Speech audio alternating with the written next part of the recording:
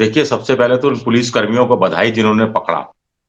अब पुलिस वालों की क्या मजबूरी थी पकड़ने की, वो भी चुनावी साल में, दो चुनावी साल में इस रूप में कि अगले 2 महीने बाद चुनाव होने वाले हैं और मुख्यमंत्री इतना श्रेय ले रहे हैं।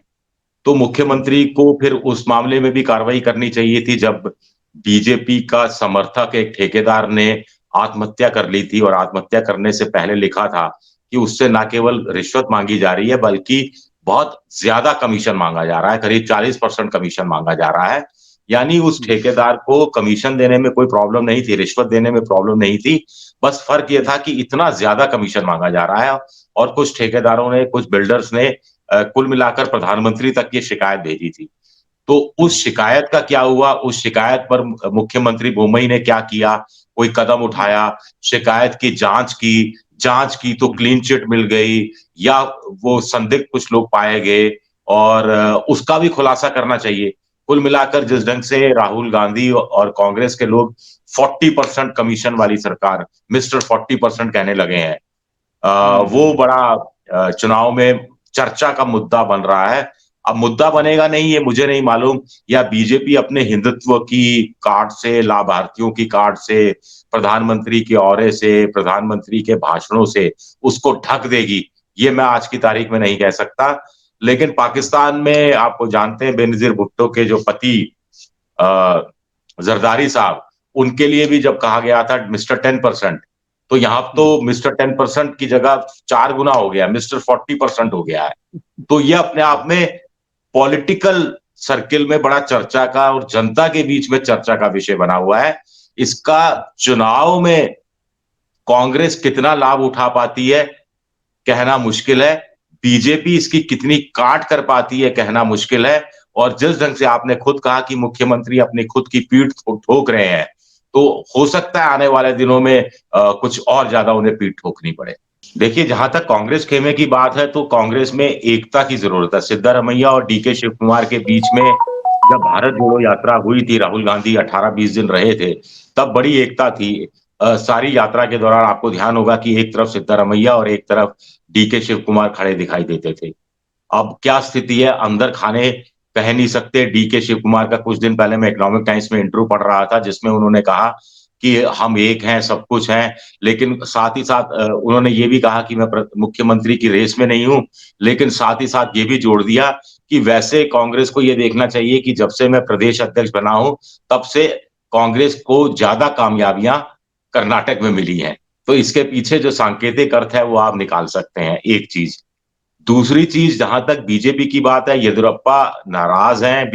येदियुरप्पा को मुख्यमंत्री पद से हटाया गया, 80 साल के हो गए थे, संसदीय बोर्ड में फिर कंपनसेट किया गया, लेकिन वो अपने बेटों को वो चाहते हैं कि राजनीति में सही पद मिल जाए, सही जगह मिल जाए। और बेटे में से, 2 बेटे में से शायद एक बेटा एडजस्ट हुआ है, दूसरा बेटे को एडजस्ट नहीं हुआ है। तो उसके कारण थोड़ी सी नाराजगी है और पूरी पार्टी बीजेपी की येदियुरप्पा ने ही कर्नाटक में खड़ी की थी और दक्षिण का द्वार बीजेपी के लिए कर्नाटक ने ही खोला था। आपको ध्यान होगा एक बार येदियुरप्पा पार्टी छोड़कर चले गए थे तो पार्टी हार गई थी।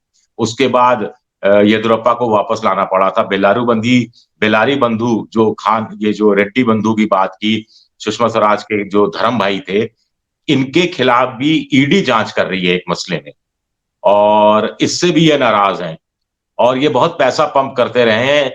और तीसरी बात है कि सरकार बड़ी निकम्मी रही है, प्रशासन बड़ा निकम्मा रहा है। अब प्रधानमंत्री अमित शाह मठों में जा रहे हैं, वहां आशीर्वाद ले रहे हैं। लोकसभा में जो बजट पेश किया गया, 5,300 करोड़ रुपए, कर्नाटक के जो भद्रक जिले वाले इलाके हैं वहां पर नहरी जल की व्यवस्था करने के लिए अलग से खर्च किए गए, ये सारे प्रावधान किए जा रहे हैं। और यहाँ पर धर्म का भी तड़का लगाया जा रहा है, हिजाब वाला आंदोलन यही चला। उससे पहले कृष्ण राम सेना उसने भी पबों को लेकर बड़ा आंदोलन चलाया था। तो प्रयोग तो करती रही है कर्नाटक में बीजेपी, लेकिन एक बार जब आप जनता की नजर से उतर जाते हैं तो बड़ी दिक्कत हो जाती है। और तमाम सर्वे अभी तक जो आ रहे हैं वो यही कह रहे हैं कि कांग्रेस को एज है, लेकिन हमें ये नहीं भूलना चाहिए कि कांग्रेस को बड़ी खूबसूरती है उनकी राजनीति की, कि उनको जीतते जीतते हार जाना आता है, जीतते जीतते वो हार जाने में बड़े उस्ताद हैं, और बीजेपी जी। हारते हारते जीतने में उस्ताद है। तो ये भी हम्म। अपने आप में मुकाबला है। एक शेर है कि गिराना ही था तो 100 मकाम थे, गिराना हम्म। ही था तो 100 मकाम थे, ये क्या किया नजरों से गिरा दिया। तो नजरों से तो गिरी हुई है, लेकिन फिर वही बीजेपी के जो आला कमान है, यानी अमित शाह और नरेंद्र मोदी, ये हम्म। अपने तर्कस से ऐसा क्या तीर निकालते हैं, और सिद्धारमैया और शिव कुमार के बीच में अगर चीजें बिगड़ती हैं, एक चीज। दूसरी, अभी जो जिक्र किया जा रहा था कि जेडीएस और कांग्रेस के बीच में गठबंधन, देखिए गठबंधन में लोकसभा चुनाव के दौरान भी गठबंधन हुआ था, और उसमें एक सर्वे आया, उससे पता लगा कि उस गठबंधन से दलित, जो कि कांग्रेस के वोट बैंक हुआ करते थे, वो नाराज हुआ, और 40% दलित चला गया था बीजेपी के खाते में।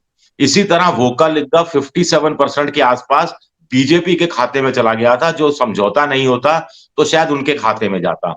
तो हम्म।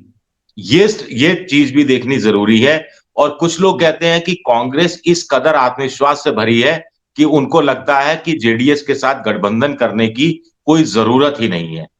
तो ये अच्छा। नफा नुकसान और ये तोल मोल और ये सब चीजें दोनों पार्टियां अपना अपना देख रही होंगी, और अभी चुनाव थोड़ा सा दूर है, तो हम्म। देखते हैं अगले 2-3 महीने में क्या चीजें, किस रूप में चीजें जाती हैं। देखिए, भ्रष्टाचार हमेशा इश्यू रहा है, लेकिन भ्रष्टाचार के कारण कोई पार्टी सत्ता गंवा चुकी हो, ये बात हमें लोकसभा चुनाव 2014 में देखने को मिली थी, जब बीजेपी ने इसको जमकर भुनाया था, और उनको सीएजी के विनोद राय ने का बड़ा सहारा मिला था कि 1,86,000 करोड़ का कोयला घोटाला, 1,76,000 करोड़ का 2G घोटाला, 70,000 हम्म। करोड़ का कॉमनवेल्थ घोटाला। हालांकि बाद में कुछ निकला नहीं, वो कहानी अलग हम्म। है। तो ये हम्म। भ्रष्टाचार है, और फिर अरविंद केजरीवाल ने जैसे भुनाया है इसको। तो कुल हम्म। मिलाकर भ्रष्टाचार ऐसे मुद्दे होते हैं जिनको कैसे भुनाया जाए। वीपी सिंह ने हम्म। बोफोर्स वाले मुद्दे को भुनाया, उसको राष्ट्रवाद हम्म। से जोड़कर भुनाया। बीजेपी ने महंगाई से जोड़ा 2014 में भ्रष्टाचार के मुद्दे को। तो हम्म। कांग्रेस कैसे इस भ्रष्टाचार के मुद्दे को भुनाएगी, ये अपने आप में बहुत इंपॉर्टेंट सवाल हो जाता है। और दूसरा, एक चीज मुझे ये कहनी थी कि वहां की जो बीजेपी सरकार ने है, उसने शायद आज ही मैंने पढ़ा या कल पढ़ा था कि सरकारी कर्मचारियों की नाराजगी दूर करने के लिए 17% उनके वेतन में इंक्रीज किया है। और जो हम्म। ईडब्ल्यूएस का जो आरक्षण का कोटा 10% है, चूंकि वहां पर वो 4% से ज्यादा शायद आते नहीं थे, तो 6% बच गया था। ऐसा कहीं नहीं हम्म। होता कि 6% आरक्षण बच गया तो उसको आप दूसरों के बीच में बांट दो। तो उसके लिए भी वो हाँ। एक प्रस्ताव तैयार हुआ कि वोका लिग्गा और जो लिंगायत है, उनके बीच में आरक्षण बांट दिया जाएगा, और उनका जो आरक्षण है, चूंकि वहां ओबीसी के तहत करीब 32%, अगर मुझे ठीक याद है, इतना आरक्षण है, उसमें अलग अलग 3-4 श्रेणियां बनाई गई हैं कि कैटेगरी 1 में इतना परसेंट, बी में इतना, सी में इन जातियों को इतना, मुसलमानों को इतना, फलाने को इतना। तो उसमें भी वोका लिग्गा और जो लिंगायत है, इनका आरक्षण भी शायद 3 या 4% से बढ़ाकर 5 या 6% हो जाएगा। तो ये सारी व्यवस्थाएं भी बीजेपी कर रही है, यानी बीजेपी कोई भी खाना खाली नहीं छोड़ रही कि धर्म भी जोड़ दो, लाभार्थी भी जोड़ दो, आरक्षण का भी जोड़ दो, तनख्वाहें भी बढ़ा दो, ताकि कांग्रेस के उस चीज को काउंटर किया जा सके जिसमें वो कह रहे हैं कि ओल्ड पेंशन स्कीम लागू करेंगे, जिसमें अभी प्रियंका गांधी ने कहा कि महिलाओं को शायद 2,000 रुपया, अगर मैं ठीक हूं, 2,000 या 3,000 रुपया, कुछ ऐसे महिलाओं को दिया जाएगा। और इस तरह बिजली मुफ्त की बात की है, 300 यूनिट, शायद 250-300 यूनिट बिजली मुफ्त की बात की है। तो उसको काउंटर करने के लिए जो प्रधानमंत्री रेवड़ियां बांटने की बात करते रहे, तो वहां भी इस रूप में रेवड़ियां बांटने जाने की बात राज्य सरकार कर रही है, जो अमूमन बीजेपी सरकारें इस रूप में करती नहीं रही हैं। तो इससे पता लगता है कि कितनी डेस्परेट है। और दूसरा, ये 28 में से 25 नहीं, 26 सीटें जीती थी। 25 तो बीजेपी ने जीती थी लोकसभा की। एक शायद मांड्या की सीट ऐसी थी जिसमें बीजेपी समर्थित निर्दलीय, शायद महिला थी, वो जीती थी। तो एक तरह से 26 सीटें जीती। नहीं, मल्लिकार्जुन खड़गे जिस इलाके से आते हैं और वहीं पर चुनाव हो रहा है, और वहीं पे कांग्रेस बहुत अच्छी स्थिति में है, तो ऐसे में चौका छक्का मारने की जिम्मेदारी तो खड़गे की बनती ही है। फिर भी वो दलित हैं, गरीब घर से हैं, जैसा प्रधानमंत्री का बचपन गरीबी में बीता वैसा इन्हीं का बचपन गरीबी में बीता। इनके पिता शायद या माँ वो आग जलने से मर होते, निजाम जो, अगर मैं ठीक हूं तो जो हैदराबाद के निजाम उनके खिलाफ एक तरह से संघर्ष था। तो तमाम चीजें परिस्थितियां बिल्कुल अनुकूल उस रूप में जाती हुई दिखती हैं। मेरे तो कुछ लोग पत्रकार दोस्त हैं कर्नाटक में, उनका कहना है कि अगर कर्नाटक में कांग्रेस नहीं जीती तो कांग्रेस को राजनीति करना बंद कर देना चाहिए, दुकान अपनी बढ़ा लेनी चाहिए। अभी इन्होंने, विनोद जी ने कहा कि भोनी होनी है, तो वो फिर जब दुकान शटर गिराते हैं उसे बढ़ाना कहते हैं, उसे बंद करना नहीं कहते। तो वो तो अच्छे शब्दों में मैं कह रहा हूं कि बढ़ा लेनी चाहिए दुकान। और जहां तक भ्रष्टाचार की बात है, तो मेघालय के अंदर अमित शाह क्या बोल रहे थे? मेघालय में अमित शाह जिस पार्टी के साथ 5 साल सत्ता में रहे, जिनकी पार्टी, उसके लिए कह रहे थे कि ये सबसे भ्रष्ट सरकार है, कोनार्ड संगमा की सबसे, इंडिया की सबसे भ्रष्ट सरकार है। और अब 2 या 3 एमएलए जीते हैं और उन्हीं के साथ मिलकर फिर एक बार सरकार बनाने जा रहे हैं। तो ये तो बीजेपी के लिए भ्रष्टाचार का पैमाना है। तो अब क्या कहा जाए इसको लेकर। और आप हमसे जुड़े रहने के लिए सब्सक्राइब करें YouTube पर, फॉलो करें ट्विटर पर और लाइक करें Facebook पर। और ज्यादा जानकारी के लिए आपको टाइप करना होगा सिर्फ न्यूज नशा।